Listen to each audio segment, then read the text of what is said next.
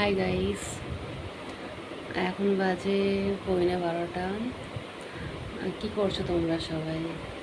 আমার তো এই 1-1.5 ঘন্টা আগে খাওয়া দাওয়া হয়ে গেছে। কিছু কাজ ছিল, করছিলাম, এরপর ঘুমাবো। দই খাচ্ছি। যা গরমে আর দুধ ভালো লাগছে না, এখন দই খাই। টক দই আছে, এর সাথে চিনি মিশিয়েছি, তাহলে মিষ্টি হয়ে যাবে। আর যা গরম, মানে এই রুমটাতে ভীষণ গরম, এত গরম করছে যে কি বলবো। কি জানি কি হয়েছে, ভালো লাগছে না কিছু। যাই হোক, গুড নাইট সবাইকে, সবাই ভালো থাকবে। Tata and sweet dream.